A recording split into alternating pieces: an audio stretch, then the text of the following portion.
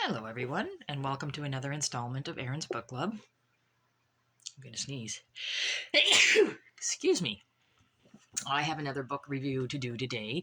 This is a book that I've been working on throughout the year, and I'll explain why. So, the book review I have to do today is A Step-by-Step Guide to Starting and Running a Successful Horseboarding Business by Sheri. Grunska? Probably said that wrong, but I'm not good with names, as we all know. So it literally is what it says as a step-by-step guide of opening and running a horse business out of this person's point of view.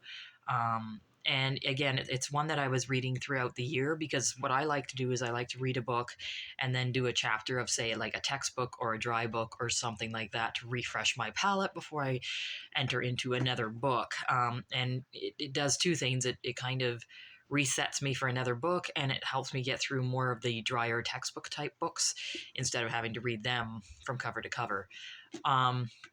Really enjoyed this read, and first and foremost, I think that everybody who boards horses and everybody who is thinking of opening a boarding facility and everybody who has had a boarding facility for a few years should read this book. There are a lot of really good ideas, even simple little things. There's also a really good perspective of what it is to run a boarding business as your main income. Um, it's I think it's vital reading for all of us so that we can kind of see where each one of us is coming from.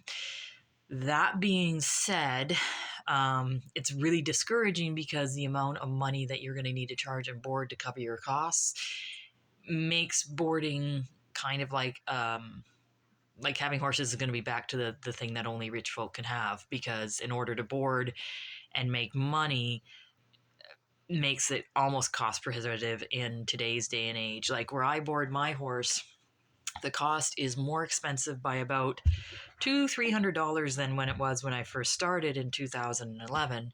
And even then, that is incredibly cheap. And I know that the people who board my horse are not getting rich doing it. I'm sure there's days or months when they're lucky if they break even.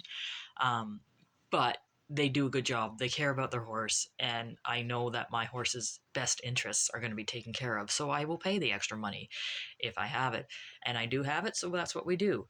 That being said, I'm going to do a little disclaimer here because something that she said in this book is the boarders that don't pay on time need to have a late fee, and I cannot agree more. It is disheartening and really depressing to hear how many of us boarders do not pay on time. And if your boss, and this was her opinion on it, if your boss, where you go to work every day, said, "I don't have the money to pay you till 2 weeks from now," would that be okay? Would you be okay with that, or would you look for another job? And it's the same thing. I hear so many times where people are like, "I don't really have board money. I'll have it in the middle of the month," and then next week they're going on vacation. So, and it's a respect issue too. The whole issue of respect in boarding barns is a vital issue that is so going downhill. Things like clean up after yourselves, pick up your poop, don't be disrespectful to other people's horses, don't feed treats to other people's horses unless you're given permission to, don't put your stuff on other people's horse boxes. These things should be things that don't need to be said. Along with pay your bill on time. To give you an example, and I get life gets in the way. I'll give you an example. I recently had to quit my old job because of a very toxic work environment and a boss that was a bully. I had to quit my job. I didn't have a job lined up. I just walked out. And the first thing I did was go to the barn and explain it to the barn owner. And then and there, I told them, if I can't pay you, I will work something out. I will either work for you or I will find some way to get the money, because that is a priority. You don't just say, "Oh, well, I quit my job, so nobody gets money this month." Um, Luckily, I'm in a very fortunate position where I could rearrange stuff to make things work than, than what I used to be.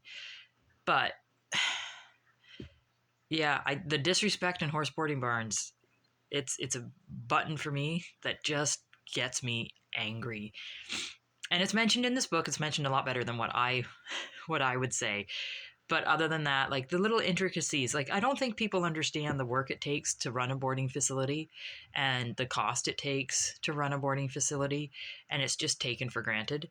Um, but yeah, I think every horse person, along with the horse manuals that they used to put out, every horse person needs to read this book just to open your eyes and then go from there. But anyway, it was a really good book, a really good eye opener, and I'll be able to start my next year's book. And I will let you know when I have another book read. Thanks, guys. Bye.